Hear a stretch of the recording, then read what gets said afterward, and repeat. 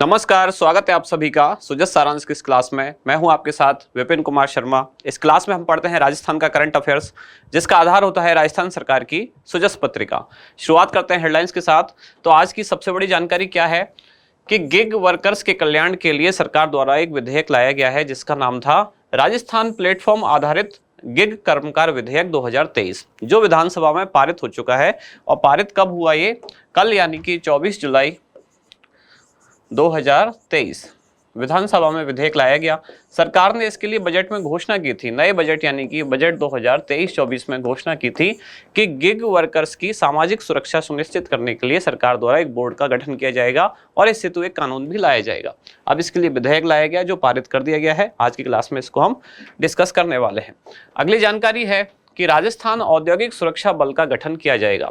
जैसे कि केंद्र सरकार में केंद्रीय औद्योगिक सुरक्षा बल है, यानी भारत सरकार का केंद्रीय औद्योगिक सुरक्षा बल CISF है, ऐसे ही अब राज्य सरकार राज्य के जो औद्योगिक संस्थान हैं उनकी सुरक्षा के लिए राजस्थान औद्योगिक सुरक्षा बल का गठन करेगी, जिसमें 3 बटालियन होंगी और 3072 नए पद इसमें सृजित किए जाएंगे।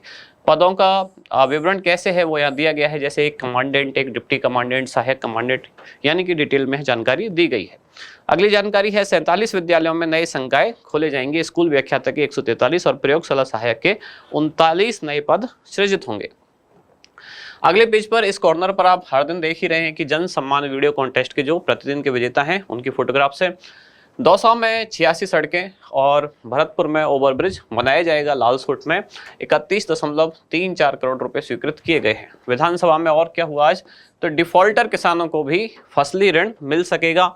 सुजानगढ़ बिदासर रूट पर उपलब्धता से बसें लगेंगी। झालावाड़ में लोड शेडिंग के नाम पर विद्युत कटौती अब नहीं होगी। अगली जानकारी है राजस्थान पुलिस के 11 खिलाड़ी world police and fire games में खेलेंगे। तो राजस्थान सरकार की तरफ से, यानी कि राजस्थान पुलिस की तरफ से 11 खिलाड़ी भेजे जाएंगे। इसका आयोजन कहाँ हो रहा है? तो आयोजन हो रहा है इसका कनाडा के विन्नीपेग में। कनाडा के विन्नीपेग में इनका आयोजन होगा, जिसमें राजस्थान पुलिस की तरफ से 11 खिलाड़ी भेजे जाएंगे। इन 11 खिलाड़ियों में 8 पुरुष होंगे और 3 महिला खिलाड़ी। 11 का भी डिवीजन किस तरह से होगा? इन 11 में 8 होंगे पुरुष खिलाड़ी और 3 में होंगी महिला खिलाड़ी। आयोजन कहाँ होगा? कनाडा के विन्नीपेग। आगे बढ़ते हैं। अगली जानकारी क्या है? प्रधानमंत्री और मुख्यमंत्री प्रदेश में 11 मेडिकल कॉलेजों का लोकार्पण शिलान्यास करेंगे। तो 27 जुलाई को वीडियो कॉन्फ्रेंस के माध्यम से समारोह का आयोजन किया जाएगा। अगले पेज पर जानकारी है 246 विद्यालय अंग्रेजी माध्यम बनेंगे। ये महात्मा गांधी अंग्रेजी माध्यम विद्यालय की बात की जा रही है। महात्मा गांधी की 150वीं जयंती यानी कि वर्ष 2019 में इनकी घोषणा की गई थी, तब से ये शुरू हुए हैं। यहाँ अगली जानकारी है राजस्थान युवा महोत्सव 2023, जिसके अलग अलग स्तरों पर संचालन है, जैसे राज्य स्तर, जिला स्तर, ब्लॉक स्तर। तो अलग अलग स्तरों पर इसकी प्रतियोगिताएं आयोजित हो रही है। इसके बाद हमारा इंडेक्स, आज की क्या क्या खास जानकारियां हैं। सबसे पहले सबसे बड़ी खास न्यूज क्या है? राजस्थान प्लेटफॉर्म आधारित गिग कर्मकार विधेयक 2023, जो विधानसभा में पारित हो चुका है। दूसरी मुख्य जानकारी है राजस्थान औद्योगिक सुरक्षा बल गठित किया जाएगा। और तीसरा है महात्मा गांधी अंग्रेजी माध्यम विद्यालय। इसका हम एक तरह से रिवीजन करेंगे, पहले हम इसको पढ़ चुके हैं। शुरुआत सबसे पहले राजस्थान प्लेटफॉर्म आधारित गिग कर्मकार विधेयक 2023, जो कि राज्य विधानसभा में 24 जुलाई 2023 को पारित हो चुका है। विधेयक का पूरा नाम क्या है? राजस्थान प्लेटफॉर्म आधारित गिग कर्मकार विधेयक 2023। गिग कर्मकार कौन होते हैं? तो आजकल मोबाइल ऐप के आधार पर जो चलने वाली बहुत सारी सर्विसेज हैं, जैसे कि कैब बुकिंग के लिए, जैसे कि फूड डिलीवरी के लिए, या ऑनलाइन कुछ खरीदारी के लिए। तो ऐसे जो वर्कर जो इन ऐप आधारित सुविधाओं में डिलीवरी करते हैं, सामान पहुंचाते हैं, लाते हैं, ले जाते हैं, उनको गिग वर्कर्स कहा गया है। उनको सामाजिक सुरक्षा प्रदान करने के लिए विधेयक लाया गया है, जो विधानसभा में पारित हो चुका है। यानी इसका उद्देश्य क्या है? गिग वर्कर्स की सामाजिक सुरक्षा सुनिश्चित करना। इसके लिए अलग से एक 200 करोड़ रुपए की राशि से एक कोष बनाया गया है, जिसका नाम रखा गया है गिग वर्कर्स कल्याण कोष, जिसकी रकम कितनी रखी गई है? 200 करोड़ रुपए। अब इसमें क्या क्या है कानून में, तो थोड़ा सा विवरण पढ़ लेते हैं कि प्रस्तावित कानून के अनुसार प्रदेश में ऑनलाइन सेवाएं देने वाली कंपनियां इस अधिनियम के लागू होने के 60 दिन में गिग कर्मकारों का डेटा राज्य सरकार को उपलब्ध कराएंगी। यानी उनकी कंपनी में कितने वर्कर कार्यरत हैं, उन वर्कर का डेटा क्या है, उनका सारा जॉब प्रोफाइल, तो ये कंपनियां सरकार को उपलब्ध कराएंगी विधेयक के लागू होने के 60 दिन के, यानी विधेयक जब अधिनियम बन के लागू हो जाएगा उसके 60 दिन के अंदर। इसमें सभी जो गिग वर्कर्स हैं स्वतः ही पंजीकृत हो जाएंगे, उनको अलग से पंजीकरण नहीं कराना है।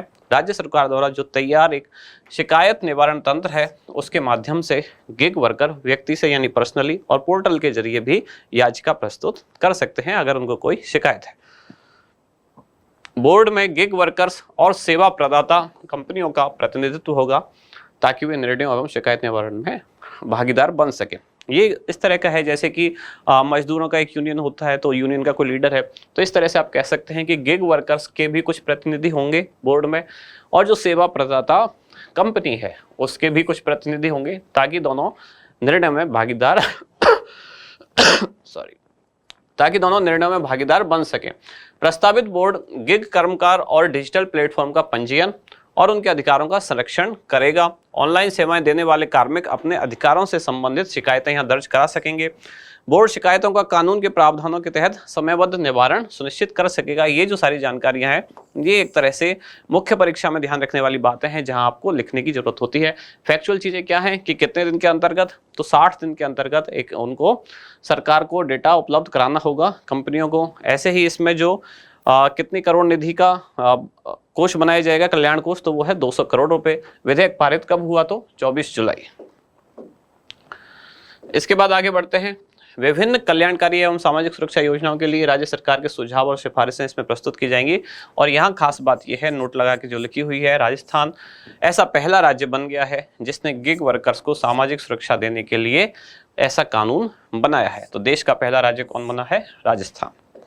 अगली जानकारी है, राजस्थान औद्योगिक सुरक्षा बल गठित किया जाएगा। तो जैसे कि भारत सरकार का केंद्रीय औद्योगिक सुरक्षा बल यानी कि CISF है, उसी की तर्ज पर राज्य सरकार द्वारा यहाँ की औद्योगिक इकाइयों को सुरक्षा प्रदान करने के लिए राजस्थान औद्योगिक सुरक्षा बल का गठन किया जाएगा। इसकी क्या क्या विशेषताएं होंगी? औद्योगिक सुरक्षा बल में 3 बटालियन होंगे, ये एक फैक्चुअल इन्फॉर्मेशन हो गई। अब इन बटालियन के मुख्यालय कहाँ कहाँ होंगे? एक होगी भिवाड़ी, दूसरी होगी चित्तौड़गढ़ और तीसरी बालोतरा। आवश्यक सुविधाओं हेतु अभी सरकार द्वारा 21 करोड़ रुपए इनके लिए मंजूर किए गए हैं, यानी फर्नीचर, भवन निर्माण वगैरह इन सब के लिए। अगली जानकारी है महात्मा गांधी इंग्लिश माध्यम विद्यालय, जो कि महात्मा गांधी की 150वीं जयंती जो कब होती है, 2019 को थी। तो इस दिन महात्मा गांधी इंग्लिश माध्यम विद्यालय प्रारंभ करने की घोषणा की गई थी, यानी कि ये घोषणा फिर कब हुई? शैक्षणिक सत्र 2019-20 में। राज्य सरकार के स्कूल शिक्षा विभाग द्वारा योजना का संचालन किया जाता है। अब इसका विवरण है। सबसे पहले बजट 2021-22 के अनुसार ऐसे गांव या कस्बे जिनकी आबादी 5000 या उससे अधिक है, तो घोषणा के अनुसार आगामी 2 वर्षों में वहां कक्षा 1 से 12 तक के सभी राजकीय विद्यालयों को महात्मा गांधी अंग्रेजी माध्यम विद्यालयों में परिवर्तित करने की घोषणा की गई थी।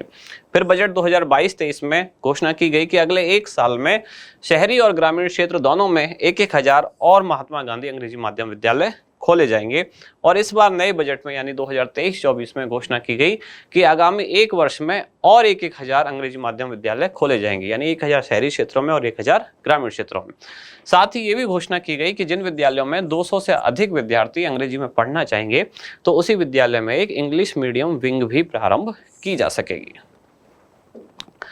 इसके बाद आज का अभ्यास प्रश्न क्या है? गिग वर्कर्स के कल्याण हेतु बनाई जाने वाली कल्याण निधि के लिए कुल कितना बजट निर्धारित किया गया है? ऑप्शन है आपके 100 करोड़ रुपए, 200 करोड़ रुपए, 300 करोड़ रुपए या फिर 400 करोड़ रुपए। क्या होगा इसका उत्तर? बताएं कमेंट्स में। अब एक जानकारी उन लोगों के लिए जो सेकंड ग्रेड का री एग्जाम देने वाले हैं।